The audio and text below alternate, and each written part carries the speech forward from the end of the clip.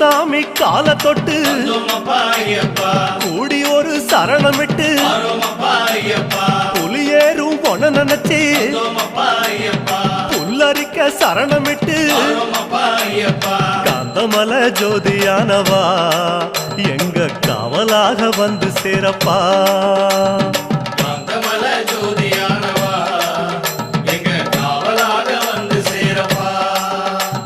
சந்நிதியில் கட்டும் கட்டி சபரிமலை காடு தேடி